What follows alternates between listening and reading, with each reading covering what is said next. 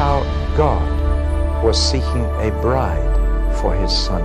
Each book is different from every other book. I'm trying to give you the keys for you to unlock it for yourself.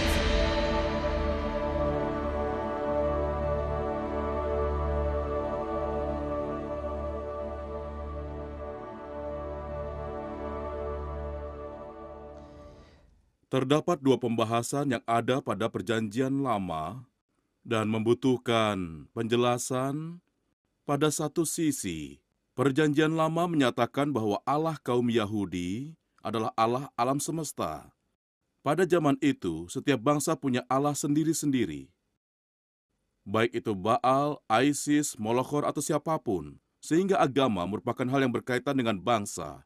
Dan karena itu, semua perang adalah perang keagamaan antara satu Allah dengan Allah lainnya, atau antara umat salah satu Allah dan umat lainnya. Oleh karenanya, Allah umat Israel disebut Yahweh atau ada dan selalu, dianggap oleh banyak bangsa sebagai Allah bangsa Israel. Dan karena setiap bangsa memiliki Allah, maka itu dapat dipahami. Namun Israel sendiri menyatakan Allahnya adalah Allah di atas segala Allah. Dan kalimat itu digunakan dalam Perjanjian Lama. Secara lebih jauh, mereka berkata, Allah kami adalah satu-satunya Allah yang sungguh ada. Dan lainnya adalah imajinasi manusia. Bahkan lebih jauh lagi, mereka berkata, Allah kamilah yang tidak hanya membuat, namun juga memelihara seluruh alam semesta. Pernyataan-pernyataan itu tentu saja sangat menyinggung. Dan Anda dapat temukan pernyataan itu pada kitab Yesaya, khususnya pasal 40, pada kitab Ayub, dan banyak lagi pada kitab Mazmur. Itu adalah satu sisi dari dua pembahasan yang ada di dalam Perjanjian Lama, bahwa Allah kaum Yahudi sebenarnya adalah Allah dari seluruh semesta. Sisi lainnya adalah Allah dari seluruh semesta adalah Allah kaum Yahudi. Dan mereka sungguh menyatakan bahwa Dia adalah pencipta. Segala yang ada, termasuk bintang paling jauh di angkasa, telah menjalin sebuah hubungan yang sangat akrab dengan sekelompok kecil orang di bumi. Bahwa Allah alam semesta telah menjadi Allah kaum Yahudi. Bahkan Dia telah menyamakan dirinya dengan sebuah keluarga di bumi, dengan seorang kakek, ayah, dan putra. Bahwa Allah dari seluruh alam semesta sekarang menyebutnya sebagai Allah Abraham, Ishak, dan Yakub. Sekarang dapat Anda bayangkan bagaimana reaksi bangsa lain terhadap hal itu. Itu adalah pernyataan yang luar biasa. Nah, kini dua anggapan bahwa Allah kaum Yahudi adalah Allah alam semesta dan Allah alam semesta adalah Allah bagi bangsa Yahudi dijelaskan dalam kitab Kejadian. Dan tanpa kitab Kejadian, Anda tidak akan punya dasar pemahaman pernyataan luar biasa ini. Seperti telah saya katakan, jika Anda memiliki Alkitab yang dimulai pada kitab Keluaran, Anda akan berpikir bahwa ini hanyalah tentang Allah kaum Yahudi. Namun kitab Kejadian berkata, bukan, Allah alam semestalah yang menjadi Allah kaum Yahudi. Dan tidak pernah merasa malu untuk menyamakan dirinya dengan 3 orang yang berasal dari bangsa kecil. Sekarang ingatlah bahwa Kejadian mencakup lebih banyak waktu dari keseluruhan Alkitab yang disatukan. Dari Keluaran hingga bagian terakhir Wahyu mencakup sekitar 1.500 tahun, 1,5 milenium, di mana Kejadian mencakup keseluruhan sejarah dunia dari awal hingga era Yusuf, yang jauh lebih lama, sehingga ketika Anda membaca Alkitab, Anda menyadari waktu sangat dipadatkan di kitab Kejadian. Kitab ini mencakup banyak abad dibandingkan dengan keseluruhan Alkitab, periodenya lebih panjang. Ketika Anda melihat kitab Kejadian, maka Anda akan melihat proporsi ruang yang ganjil pada bagian-bagian sejarah yang berbeda. Pasal 1 sampai 11 membentuk seperempat kitab, bagian yang cukup pendek, namun mencakup periode dan abad yang sangat panjang, serta berbicara tentang banyak orang dan juga bangsa. Namun separuh bagian selanjutnya dari kitab Kejadian, pasal 12-50 yang kita pelajari ini, adalah bagian yang jauh lebih panjang, panjangnya 3 kali lipat dibandingkan pasal 1-11. 3/4 kitab hanya mencakup beberapa tahun. Periode yang sangat singkat, dan hanya berisi beberapa orang, bahkan hanya 1 keluarga. Dan 4 generasi keluarga itu ada ketimpangan proporsi besar di sini jika kejadian dinyatakan sebagai sejarah dunia kita, namun telah dipertimbangkan dan proporsi itu memiliki pesan di dalamnya. Sehingga itu sedikit memperlambat sejarah dalam kitab Kejadian. Ada peningkatan dari keseluruhan dunia dan penduduknya. Dan itu dilakukan hati-hati, karena kita memandang sejarah dari sudut pandang Allah. Dan Allah memulai dengan menangani keseluruhan umat manusia serta sejarah. Namun kemudian dia hanya fokus terhadap satu keluarga ini. Layaknya mereka keluarga terpenting yang pernah hidup. Dan dari satu sudut pandang, hal itu benar. Dan mereka adalah bagian dari jalur keluarga Set yang selalu menyebut nama Allah. Serta orang-orang yang menyebut namanya, pikirannya, matanya jauh lebih penting dari orang lain. Karena mereka adalah orang-orang yang dapat memenuhi rencana dan tujuannya. Itulah alasannya ada proporsi yang sangat aneh. Anda lihat, Alkitab bukanlah jawaban Allah atas masalah kita. Alkitab jawaban Allah atas masalah Allah. Saya harap lebih banyak orang menyadari hal ini. Biasanya hal tersebut disebutkan sebagai jawaban Allah untuk kita. Apakah Anda sedih, bahagia dalam hidup, Anda tidak punya tujuan, maka Yesus dapat memenuhi kebutuhan Anda. Anda telah mendengar khotbah seperti itu. Namun sebenarnya Alkitab bukanlah tentang kebutuhan kita sama sekali. Alkitab membahas masalah Allah. Dan masalah Allah adalah apa yang Anda lakukan dengan bangsa yang tidak ingin mengenal, mencintai, atau mematuhi Anda. Apa yang akan dia lakukan, itulah masalahnya. Dan satu solusinya adalah melenyapkan segalanya dan memulai lagi. Dia mencobanya. Tapi yang tidak saya sebutkan di pembicaraan sebelumnya adalah ketika Nabi Nuh keluar dari bahtera. Hal pertama yang dilakukannya adalah mabuk-mabukan. Mempertontonkan dirinya. Dan sejak saat itu, semua kisah sedih perzinahan mulai lagi. Bahkan dengan Nabi Nuh dan keluarganya, semua tidak berjalan lancar. Sehingga Allah harus memikirkan hal lain, namun Allah sudah tahu apa yang akan dia lakukan. Untuk menyelamatkan umat manusia dari diri mereka sendiri dan untuk menyelesaikan masalahnya sendiri. Jika ada yang bertanya kepada saya, mengapa Allah menciptakan kita, manusia, maka akan saya beri jawaban yang sangat sederhana. Dia memiliki putra, dan dia sangat menyayangi putranya itu. Sehingga dia ingin keluarga yang lebih besar. Nah, saya tidak bisa mengungkapkan lebih gamblang lagi. Itulah alasannya kita ada di sini. Karena Allah ingin lebih dari satu putra, dia ingin keluarga yang lebih besar. Itu alasan Allah menciptakan kita. Namun hal yang menyedihkan, akhirnya dia berkata, seandainya aku tidak pernah punya anak. Nah, apa yang akan dia lakukan? Ya, dia tahu. Dan bersama Abraham, dia memulai solusinya untuk masalahnya. Apa yang harus dilakukan dengan umat manusia yang memberontak. Dan dia memilih untuk melakukannya melalui satu bagian khusus dari umat manusia. Dan para filsuf menyebutnya skandal partikularitas. Frasa yang hebat, tapi saya ingin jelaskan, ini penting. Skandal partikularitas adalah mengapa Allah hanya berhubungan dengan bangsa Yahudi. Mengapa dia tidak menyelamatkan bangsa Cina melalui orang Cina, Amerika melalui orang Amerika, dan Inggris melalui orang Inggris? Hal itu menyinggung kita, karena dia memilih untuk menyelesaikan masalah melalui bangsa Yahudi. Dan ada dua pujangga, yang satu dikenal sebagai William Norman Ewart dan Cecil Brown. Keduanya menulis puisi yang sangat singkat. William Norman Ewart yang meninggal tahun 1976 menulis puisi ini. Betapa anehnya Allah memilih bangsa Yahudi. Puisi yang hebat. Dan tentunya itu satu puisi yang paling sering dikutip sepanjang masa. Lalu kemudian datanglah Cecil Brown dan dia memutuskan untuk menulis bait keduanya. Dan puisi itu berbunyi, tapi tidak seaneh mereka yang memilih Allah bangsa Yahudi, namun merendahkan bangsa Yahudi. Dan kesemuanya itu merangkum apa yang para filsuf sebut dengan skandal partikularitas. Nah, jika kita punya 3 anak, dan saya punya permen untuk mereka, maka saya bisa melakukan 2 hal.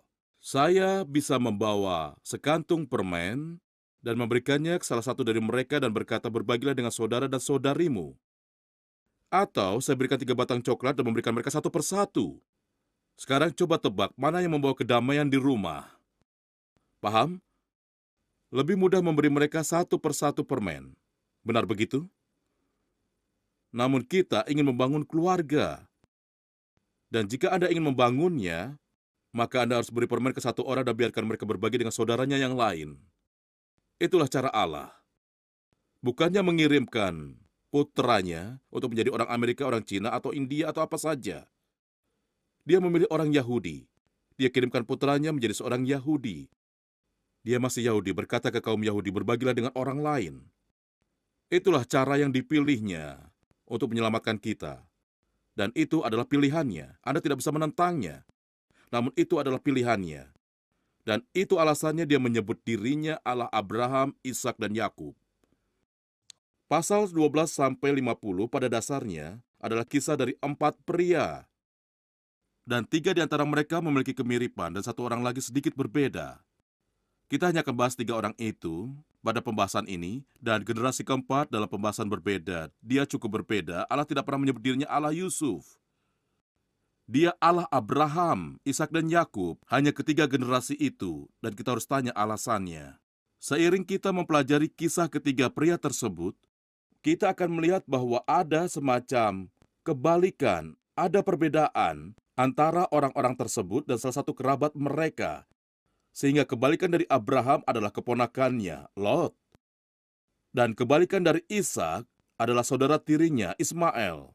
Dan kebalikan dari Yakub adalah saudara kembarnya, Esau. Anda menyadari bahwa hubungan-hubungan itu semakin dekat dari keponakan menjadi saudara tiri, saudara kembar. Dan sekali lagi, Allah menunjukkan bahwa masih ada 2 jalur yang melewati umat manusia, yang memiliki perbedaan satu sama lain, dan kisah-kisah tersebut mengundang Anda untuk membandingkan diri satu sama lain. Apa Anda Yakub atau Esau? Anda Ismail atau Ishak? Anda Abraham atau Lot? Seiring Anda membaca pasal-pasal itu, itulah pertanyaan yang harus Anda tanyakan ke diri sendiri. Seperti apa perilaku Anda? Dengan siapa Anda memiliki kesamaan? Jadi pada dasarnya semua adalah kisah dari 4 orang pria. Ada penolakan dari orang-orang yang tidak mau percaya pasal-pasal itu dan mengatakan kisah itu hanyalah legenda atau saga atau cerita rakyat yang muncul. Mungkin ada pokok kebenaran dalam kisah itu, tapi kisah itu hanyalah legenda yang muncul di sekitar orang-orang itu. Saya tidak mengerti mengapa orang-orang harus menolak seperti itu. Satu hal yang pasti, novel adalah sebuah bentuk karya sastra baru. Novel tidak dikenal pada era Abraham. Tidak ada orang yang menulis kisah buatan. Fiksi, itu tidak dikenal. Itu bukan bentuk penulisan pada era itu. Mereka menulis apa yang terjadi dan tidak menambahkan imajinasi mereka, terlebih terlibat dalam hal yang kini disebut faksi. Gabungan antara fakta dan fiksi, dan kebanyakan acara TV merupakan faksi. Salah satu hal yang memberitahu saya bahwa kisah tersebut benar adalah tidak ada mujizat di dalamnya. Anggap saja jika orang-orang mengarang cerita tentang orang-orang suruhan Allah, maka mereka akan sertakan segala jenis mujizat. Hampir tidak ada mujizat di kitab Kejadian. Apakah Anda menyadarinya? Ada banyak mujizat di kitab Keluaran. Namun terkadang, legenda telah diisi dengan kejadian yang penuh dengan mujizat atau keajaiban. Kisah-kisah ini tidak memilikinya. Lebih jauh lagi, tidak pernah ada yang menemukan anakronisme di kisah-kisah itu. Saya akan jelaskan pada Anda. Jika Kejadian mengatakan bahwa Abraham mengangkat telepon dan berkomunikasi dengan Ishak, itu anakronisme. Karena Anda tahu itu salah, tidak ada telepon pada zaman tersebut, terlebih faksimili. Jadi jika Anda melihat telepon atau faksimili disebut dalam kitab Kejadian, Anda akan langsung curiga. Tapi sebenarnya, detil budaya yang muncul dari kisah-kisah itu, arkeologi telah membuktikan tentang kebenarannya pada zaman tersebut. Jadi saya yakin tidak ada alasan apapun untuk meragukan kebenaran dari kisah-kisah ini. Satu fitur yang tidak bisa dijelaskan dengan penjelasan ilmiah adalah para malaikat memainkan sedikit peran di sini. Namun mereka melakukannya di seluruh Alkitab, terutama ketika era Yesus dan lebih banyak lagi pada era kitab Wahyu. Jadi jika Anda punya masalah dengan malaikat, Anda punya masalah dengan keseluruhan Alkitab. Namun terlepas dari itu, kisah-kisah itu semuanya biasa saja. Kisah itu berisi pria dan wanita biasa yang lahir, jatuh cinta, menikah, memiliki anak, dan meninggal. Jadi apa yang sulit tentang hal itu? Mereka memelihara domba, kambing, hewan lain, serta berkebun. Jadi apa masalahnya? Mereka berdebat, berselisih paham, bertengkar. Apa yang baru? Mereka mendirikan tenda, membangun altar, dan menyembah Allah. Semua hal tersebut termasuk pengalaman manusia normal. Jadi yang berbeda dari kisah itu, jawabannya adalah Allah berbicara ke mereka. Dan mereka bicara kepadanya, mereka melakukan percakapan. Allah alam semesta memiliki teman bernama Abraham. Itu epitaf yang menawan. Apa Anda tidak menginginkannya ada di batu nisan? Teman Allah. Allah lah yang menyebutnya demikian. Itu temanku, Abraham. Mengagumkan bukan bahwa Allah yang menggantungkan semua bintang di langit mengatakan dia temanku. Pria ini Abraham. Itulah skandal partikularitas. Orang tidak bisa memahami Allah dapat menjalin pertemanan pribadi. Mereka merasa itu hal yang ganjil, namun itulah kenyataannya yang sedang terjadi di sini. Sekarang pertanyaannya, mengapa Allah memilih untuk memperkenalkan dirinya sebagai Allah Abraham, Ishak, dan Yakub, atau memberi mereka nama Ibrani, Avram, Ishak, dan Yakob? Mengapa dia mengenalkan dirinya sebagai mereka? Apa yang istimewa dari mereka? Itulah pertanyaan yang telah ditanyakan sejak dahulu. Apa yang istimewa dari bangsa Yahudi? Mengapa mereka yang menjadi orang terpilih dan bukan kita? Atau itulah kesan yang didapat mengapa mereka harus menjadi orang-orang terpilih. Anda bisa mendengar mereka berkata mereka dan bukan kita. Karena kita jauh lebih penting atau berbakat dibandingkan mereka. Itu tidak benar. Jawabannya ada dalam kedaulatan Allah. Bukan pilihan asal-asalan, namun kedaulatan Allah. Satu hal yang cukup jelas adalah ketiga pria itu, mereka tidak menyatakan diri pada Allah. Allah secara bebas mengawali hubungan dengan mereka. Mereka tidak bisa berkata, kami yang mengawali hubungan itu. Bahkan pada setiap generasi sudah jelas bahwa anak lelaki yang biasanya mewarisi dari ayahnya, benar bukan? Karena pada era tersebut anak lelaki sulung mewarisi bisnis serta kekayaan keluarga. Namun pada setiap generasi, Allah memilih bukan anak sulung tapi anak bungsu. Dia memilih Ishak bukan Ismail. Dia memilih Yakub, bukan Esau. Sama halnya dengan tidak seorang pun yang mengklaim memiliki cinta saya. Namun cinta saya yang saya berikan untuk Anda. Jadi ini bukanlah pertanyaan tentang garis turun-temurun melalui putra sulung. Baik Ishak maupun Yakub bukanlah putra sulung. Dan yang mereka warisi adalah karunia setiap kalinya. Tidak ada klaim alamiah, fakta yang lebih mencengangkan bahwa tidak satu pun dari ketiga pria itu menyatakan kepemilikan moral atas Allah. Tidak satu pun dari mereka yang dapat menyatakan lebih baik dari orang lain. Bahkan sebenarnya Alkitab adalah buku yang jujur dan mengatakan ke kita bahwa ketiga orang tersebut pembohong. Ketiganya, kita tidak diberi gambaran yang jelas mengenai ketiga santo hebat tersebut. Kita hanya diberi gambaran tentang pria biasa seperti kita yang memiliki kelemahan. Baik Abraham maupun Ishak telah berbohong tentang istri-istri mereka untuk menyelamatkan diri mereka. Jadi yang mereka punya dan tidak dimiliki orang lain, mengapa Allah memilih mereka? Serta Yakub adalah yang terburuk dari mereka bertiga. Tidak ada dari Anda sekalian yang ingin memiliki Yakub sebagai kerabat. Anda akan ketakutan mengenai apa yang terjadi pada uang Anda atau hal lain. Dia seorang penyiasat ulung, dan dia suka membalas dendam. Saya tidak bisa membaca salah satu ayat di Alkitab tanpa tertawa. Ayatnya berbunyi, di pagi hari bersiaplah dengan kewaspadaan. Anda tahu ceritanya, bukan? Hari itu pagi hari pertama dari bulan madunya. Dan dia pikir, dia mendapatkan saudari yang buruk rupa. Karena dia pergi tidur dalam gelap dan wanita itu pakai kerudung saat upacara pernikahan. Dia telah berjuang 7 tahun untuk mendapatkan saudari yang cantik. Tapi ayah mertuanya menyerahkan saudari buruk rupa. Jika itu terjadi pada Anda tidak akan tertawa. Namun jika itu terjadi pada sahabat Anda, ya, humor di Alkitab saya rasa cukup sesuai. Namun pelajaran di balik ayat tersebut sangat besar. Apa yang ditanam orang tersebut maka akan dia tuai. Dia adalah orang yang mencurangi ayahnya yang sudah tua dan buta. Dan kini seseorang mencuranginya. Dia tidak bisa lagi mengeluhkan itu, karena itulah akibatnya. Mereka orang-orang yang sangat manusiawi. Mereka punya kelemahan, melakukan kesalahan, melakukan hal yang tidak benar. Dan juga melakukan hal yang benar. Jadi mengapa Allah harus berkata, "Akulah Allah Abraham, Ishak, serta Yakub"? Sepertinya kita harus mencari lebih mendalam pada pasal-pasal itu. Mereka semua memiliki 2 istri, bahkan lebih, yang mereka punya saat itu. Jawabannya, ada satu hal yang menjadi penanda ketiga pria ini, hal yang sangat sederhana, yaitu iman. Mereka percaya kepada Allah. Dan Allah dapat melakukan mujizat jika manusia sudah percaya. Allah lebih memilih mendapatkan pria beriman daripada pria baik. Bahkan dia mengatakan pada Abraham bahwa imannya tercatat dalam catatan Allah sebagai kebenaran. Allah telah mempertimbangkannya sebagai kebenaran. Hal terbaik yang dapat Anda lakukan adalah percaya kepada Allah. Yesus pernah menjawab ketika dia diberi pertanyaan apa yang harus dilakukan untuk melakukan kehendak Allah. Apa yang diinginkan Allah untuk kita, dan Yesus cukup jelas, percayalah pada apa yang telah Dia utus, itu saja. Iman awal dari hidup yang baik. Anda mungkin melakukan banyak perbuatan baik, tapi jika Anda tidak beriman kepada Allah, apa yang akan Anda dapatkan? Dan Allah memperhitungkan iman Abraham sebagai kebenaran.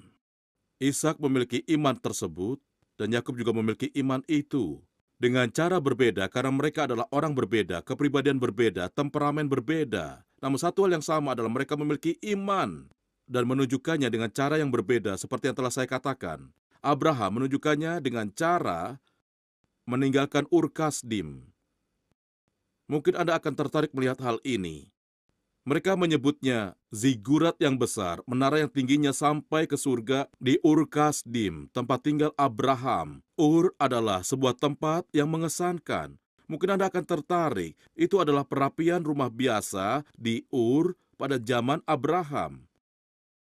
Apa Anda akan percaya jika itu kota yang canggih, kota berbudaya, dan sangat maju pada zamannya? Dan Allah bersabda pada pria yang sedang duduk di perapian, "Aku ingin kau tinggal di tenda selama sisa hidupmu," dan usianya 75 tahun. Apa Anda mau meninggalkan perapian seperti itu dan tinggal di tenda, di pegunungan di mana dingin dan salju turun pada musim dingin, pada sisa hidup Anda dengan usia 75 tahun? Tapi jika pria tua itu tidak melakukannya, Anda tidak akan duduk di sini sekarang. Karena dia Abraham. Saya pikir Anda tertarik melihat tempat tinggal indah yang dia tinggalkan, untuk tinggal di tenda di perbukitan menjaga beberapa domba dan kambing. Karena Allah berkata, "Aku ingin kau mengikutiku ke tanah yang belum pernah kau lihat, dan kau tidak akan pernah melihat tanah ini lagi. Aku ingin kau meninggalkan keluarga dan teman-temanmu." Abraham lalu membawa ayahnya dan anggota keluarga lainnya separuh jalan sejauh Heron, dan mereka memutuskan sudah cukup lalu tinggal di sana. Lalu Abraham melanjutkan perjalanan dengan keponakannya Lot. Pria tua ini percaya kepada Allah. Dia bahkan percaya Allah dapat memberinya seorang putra. Mengingat istrinya berusia 90 tahun pada saat itu, tidak heran jika mereka memanggil putra mereka tertawa. Ishak, dalam bahasa Ibrani, artinya itu adalah tertawa. Seperti lelucon karena ketika Sarah mendengar dia akan hamil pada usianya, dia jadi tertawa. Allah yang mendengarnya juga tertawa. Itulah iman. Dan iman Abraham sedikit terguncang. Dia menunggu selama 11 tahun dan anak itu tidak pernah muncul, istrinya semakin tua dan tua. Dan ketika dia menyarankan Abraham mencoba mendapatkan anak dari salah satu pelayannya yang masih muda, Abraham melakukannya. Dan akhirnya Ismail lahir. Tapi Ismail bukanlah putra dari iman, dia putra dari daging. Dan Allah tidak memilihnya. Jangan pernah berpikir bahwa itu tidak adil untuk Ismail, karena Allah memberkati Ismail. Dan dia menjanjikannya menjadi ayah dari banyak bangsa dan menghasilkan 12 pangeran. Ismail adalah ayah dari bangsa Arab saat ini. Jadi Allah tidak mengabaikannya, namun dia tidak memilihnya. Bukan karena jalan iman, karena dia tidak menunjukkan iman, namun karena dia diberkati. Dan di atas segalanya, Abraham melatih iman ketika Allah berkata, "Bersediakah kau mempersembahkan putramu, putra tunggalmu untukku?" Itu terjadi setelah 16 tahun berlalu dan putranya lahir, Ishak. "Apa kau bersedia mempersembahkannya untukku?" Itu memberitahukan kepada kita bahwa Abraham bersedia untuk membunuh Ishak sebagai persembahan. karena dia yakin bahwa Allah akan membangkitkannya dari kematian setelah dia membunuh Ishak. Mengingat bahwa Allah tidak pernah melakukan hal itu dan tidak pernah menyebabkan kebangkitan, itulah iman. Itu sebabnya mengapa dia bersiap melakukannya. Dan alasan dia mempersiapkan diri adalah karena dia yakin Allah akan membangkitkan Ishak dari kematian. Karena Abraham dapat memiliki Ishak saat usianya sudah sangat tua. Ketika, seperti yang dikatakan Alkitab, tubuhnya sudah sama seperti orang mati. Karena itu katanya, jika Allah dapat membuat tubuhku yang mati menghasilkan kehidupan, dia juga dapat membangkitkan putraku dari kematian. Iman yang luar biasa. Iman dari Ishak ditunjukkan ketika dia setuju untuk menjadi korban persembahan di usia 30-an pada awalnya. Setiap gambar yang saya lihat tentang Abraham yang mempersembahkan Ishak adalah gambaran Ishak 12 tahun. Apa itu gambaran Anda? Anda tidak akan menemukan Yahudi mempercayainya. Karena Yahudi tahu kitab sucinya dan dia tidak membaginya menjadi pasal-pasal seperti yang kita lakukan. Setelah terjadinya persembahan Ishak, hal berikutnya yang terjadi adalah kematian Sarah. Pada usia 127 tahun, ketika Ishak berusia 37 tahun. Itulah yang terjadi. Setelah persembahan, jadi Ishak saat itu usianya awal 30 tahun, dan dia menyerahkan diri kepada ayahnya Abraham, seorang pria tua. Dia mempersembahkan diri di gunung yang disebut Maria, yang di kemudian hari disebut Golgota atau Kalvari. Ini kisah yang luar biasa, kan?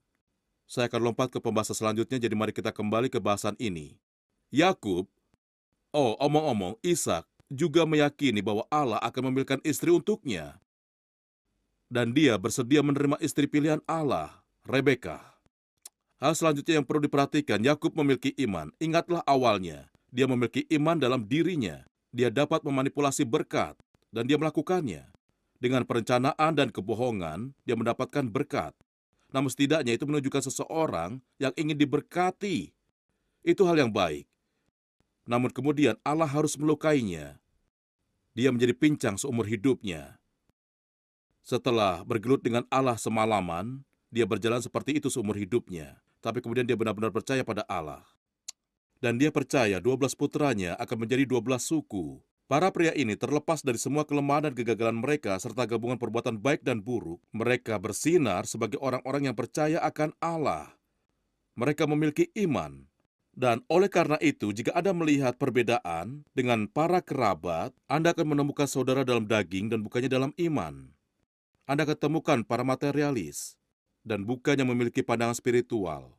Kami menemukan banyak orang yang memilih untuk pergi ke lembah Yordan yang subur dibandingkan dengan tinggal di perbukitan tandus. Keluarga Abraham dan Lot memiliki sedikit ketidaksepakatan. Abraham berkata, sebaiknya kita hidup terpisah. Terkadang itu hal yang bijak. Lalu kata Abraham, Lot, kau bisa memilih terlebih dahulu bagian dari tanah ini, di mana kau ingin tinggal, dan aku akan pergi ke tempat lain. Luar biasa, Abraham mengatakan itu pada Lot. Seharusnya sebaliknya. Namun Lot melihat ke lembah di mana sungai Yordan mengalir dan melihat hutan sangat subur, iklim tropis yang hangat, dan keseluruhan tempat itu sangat menarik hati Lot dan katanya, aku akan turun ke lembah karena itu terlihat bagus. Abraham berkata, baiklah, aku akan tinggal di perbukitan. Namun Allah adalah Allah segala bukit. Dan Lot kemudian pergi menjauh dari pandangannya. Anda tidak hanya melihatnya di Lot, namun Anda juga melihatnya di Ismail, dan juga melihat Esau. Esau lebih memilih sepiring sup instan. Bukannya berkat ketika ayahnya meninggal. Dia menukar sup untuk berkat. Dan sindrom Esau masih ada hingga saat ini. Orang ingin serba cepat, atau paling lambat besok hari Selasa. Bahkan sebenarnya dalam surat kepada kaum Ibrani, dikatakan bahwa jangan menjadi seperti Esau, yang menyesali pertukarannya dan setelahnya dia mencari berkat dengan penuh tangis, tapi tidak ada pertobatan di sana. Jadi kita punya 3 pria yang beriman ini, yang berbeda dengan kerabatnya, yang hidup menurut daging. Dan perbedaan seperti itu berlaku juga di kebanyakan keluarga sekarang. Mereka yang hidup menurut iman, dan yang hidup menurut daging. Nah, perbedaan ini juga terlihat pada istri-istri mereka. Dan Anda para wanita ketika membaca pasal ini, pelajarilah para istrinya, mereka sangat menarik. Dalam satu hal, Sarah, Rebeka, dan Rahel memiliki persamaan. Mereka sangat cantik. Bukan cantik lahiriah, namun batiniah juga. Cantik lahiriah akan memudar, tetapi kecantikan batiniah akan meningkat. Seorang teman saya, pendeta Metodis, melakukan kontes ratu kecantikan di gerejanya. Kejadiannya 35 tahun lalu membuat jemaatnya terkejut, tapi dia membuat satu persyaratan, yaitu setiap peserta harus berusia minimal 60 tahun. Dia ingin mencoba mendemonstrasikan bahwa cantik lahiriah dan batiniah adalah dua hal berbeda. Dikatakan bahwa ketiga istri pria-pria tersebut, mereka cantik dan memiliki karakter diri yang kecantikannya bertahan lama, serta mereka tunduk kepada suami mereka. Kita lanjut ke pembahasan lain. Para istri yang hidup menurut daging berbeda dari para istri pria-pria beriman. Ada gunung berbentuk tidak biasa di ujung selatan Laut Mati yang disebut istri Lot. Bentuknya menyerupai wanita yang melarikan diri. Bahkan Yesus berkata, "Ingatlah istri Lot." Dia melihat kembali ke kehidupan nyaman yang mereka tinggalkan. Kehidupan yang akan dihakimi oleh Allah. Mereka tinggal di Sodom. Sebuah nama yang terkenal dalam sejarah. Baik, itulah yang kita cari ketika membaca pasal-pasal ini. Kita melihat iman dan hidup kedagingan dan perbedaan di antara para pria dan istri mereka. Dan Anda mulai memahami mengapa Allah berkata, "Aku adalah milik keluarga di sisi ini dan bukan di sisi ini." Mari kita lihat ketiga pria tersebut dengan lebih detail. Allah berjanji pada Abraham dan kita masih dapat mempercayainya. Allah memulai penciptaan dengan satu pria dan memulai penebusan dengan satu pria. Pria itu Abraham. Dan dia telah membuat perjanjian. Itu kata indah yang terlintas ketika kita menikmati roti dan anggur secara bersamaan. Karena ini darah dari perjanjian baru. Namun, kata perjanjian ini sangat berharga. Ini bukanlah kontrak kata. Ini bukanlah tawar-menawar antara dua pihak dari kekuatan dan kewenangan yang seimbang. Perjanjian dibuat oleh salah satu pihak untuk memberkati pihak lain. Dan pihak lain hanya punya dua pilihan, yaitu menerima atau menolaknya, tapi tidak bisa mengubahnya. Dan Allah membuat perjanjian dan menepatinya, serta Allah bersumpah akan janjinya. Anda pernah mendengar Allah bersumpah? Ketika seorang manusia bersumpah, dia bersumpah atas nama kekuatan yang lebih besar darinya. Dia bahkan berkata, "Demi surga aku akan melakukannya," atau "Demi Allah aku akan melakukannya." Allah tidak punya sesuatu yang lebih tinggi dari dirinya. Jadi dia bersumpah demi namanya sendiri. Dan ketika seorang manusia berkata, "Demi Allah aku bersumpah akan melakukannya," Allah berkata, "Demi namaku aku bersumpah." Dan itulah cara Allah bersumpah pada perjanjian, pada dirinya sendiri, karena tidak ada yang lebih tinggi dari Allah. Jadi dia bersumpah demi namanya dan mengatakan kebenaran, seluruh kebenaran dan hanya kebenaran.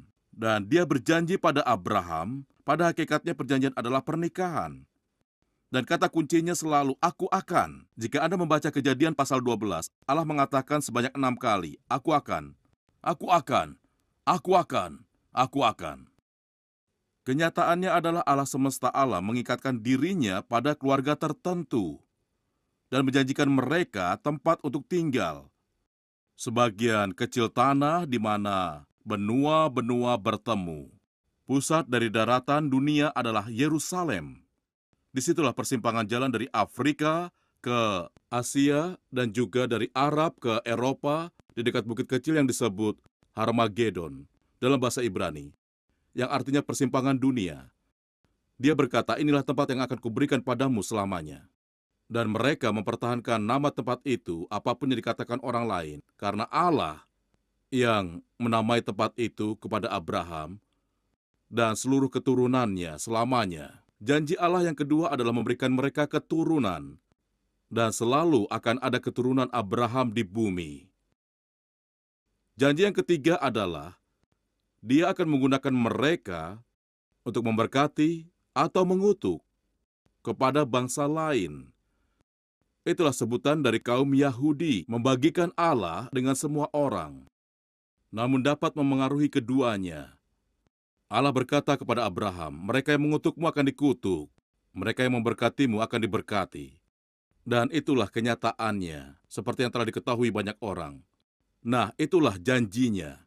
Sebagai gantinya, Allah mengharapkan Setiap pria Yahudi untuk disunat sebagai tanda mereka akan terlahir dalam janji itu, serta mengimani bahwa Abraham akan mematuhi Allah dan melakukan semua perintahnya, dan bahwa perjanjian adalah pusat dari Alkitab. Dan sebagai dasar dari perjanjian, Allah berkata, "Aku akan menjadi Allahmu, dan kau menjadi umatku." Kalimat tersebut diulangi pada sepanjang Alkitab, hingga halaman terakhir, dan disebutkan kembali, "Aku akan jadi Allah mereka, dan mereka menjadi umatku." Kalimat yang indah. Allah ingin terus bersama kita. Dia ingin tinggal bersama kita dan hidup bersama kita. Dan seperti yang Anda tahu, pada akhir Alkitab, Allah keluar dari surga dan turun ke bumi untuk tinggal bersama kita di bumi selamanya. Dia ingin tinggal bersama kita, menjadi keluarga, menjadi Bapa kita. Dan itulah sebenarnya tujuan pembuatan alam semesta dan diri kita. Baik, berapa waktu yang saya punya? 2 menit. Sebaiknya saya mulai mengakhirinya di sini. Saya hanya ingin mengatakan bahwa Yakub yang paling berwarna, ibu sang putra. Bahkan ketika dia dilahirkan, dia menggenggam tumit saudara kembarnya Esau yang berambut merah, berpegangan sejak awal, namun Allah menemuinya. Esau tinggal di tempat yang sekarang disebut dengan Petra. Beberapa dari Anda mungkin telah melihat kuil-kuil yang diukir dari batu pasir merah. Esau tinggal di sana dan membentuk bangsa Edom. Kebencian antara Ismail dan Ishak masih ada di Timur Tengah antara Arab dan Yahudi. Namun kebencian antara Esau dan Yakub telah menghilang. Karena penduduk Edom terakhir yang dikenal dengan nama Herodes, dia adalah keturunan Esau dan merupakan raja Yahudi ketika Yesus lahir. Sekaligus orang yang membunuh semua bayi di Bethlehem untuk mencoba menyingkirkan keturunan Yakub yang terlahir menjadi raja. Dan yang terakhir, saya hanya ingin mempertegas ini. Abraham, Ishak, dan Yakub semuanya menunjukkan iman mereka dengan cara yang tidak biasa. Masing-masing meninggalkan hal-hal yang tidak mereka miliki untuk putra mereka. Abraham berkata, "Putraku, Ishak, aku tinggalkan seluruh daratan hanya untukmu." Dan Ishak berkata ke Yakub, "Aku tinggalkan daratan untukmu." Dan Yakub berkata pada 12 putranya, "Keseluruhan tanah yang aku tinggalkan hanya untuk kalian, dan tidak satu pun dari tanah itu yang dimiliki kecuali satu gua, satu kamar keluarga di Hebron, dan gua Makbula." Itu luar biasa kan? Iman yang hebat menulis surat wasiat yang mewariskan semua tanah ke keturunan Anda ketika Anda tidak pernah memilikinya. Tapi mereka yakin bahwa Allah telah memberikannya kepada mereka. Dan suatu hari, seluruh tanah itu akan jadi milik mereka. Akhirnya, ketika baca surat kepada orang Ibrani pasal 11, saya membaca tentang para pria ini, Abraham, Ishak, dan Yakub, serta iman mereka. Lalu dikatakan demikian, mereka semua hidup dengan iman sampai mereka mati. Mereka tidak hanya percaya dalam 1 atau 2 hari. Ketika mati, mereka masih percaya karena mereka belum melihat janji terpenuhi. Dan dengar apa yang dikatakan di pasal yang sama. Mereka semua disanjung karena iman mereka. Namun tidak seorang pun pernah menerima apa yang dijanjikan kepada mereka. Allah telah merencanakan sesuatu yang lebih baik untuk kita. Dan hanya dengan bersama kita, maka semuanya akan jadi sempurna. Abraham, Ishak, dan Yakub tidak mati. Saya pernah melihat makam mereka di Hebron, namun mereka tidak mati. Yesus berkata, Allah adalah Allah Abraham, Ishak, dan Yakub, bukan dahulu, sekarang. Dia bukanlah Allah untuk orang-orang mati, tapi untuk orang-orang hidup. Dan kita menyembah Allah Abraham, Ishak, dan Yakub, mereka masih hidup. Dan tanpa kita, mereka tidak akan sempurna. Mereka ada di antara sejumlah besar saksi yang melihat bagaimana kita berlari. Karena kesempurnaan mereka, pemenuhan mereka akan tujuan Allah. Tergantung kepada kita juga. Kita semua akan memenuhinya bersama. Ketika Yesus kembali ke bumi, Anda akan melihat Abraham, Ishak, dan Yakub kembali bersamanya selalu. Dan bersama kita akan dibuat sempurna di hadapan Allah. Semua kelemahan akan dibuang dan secara sempurna mencerminkan rupa Allah.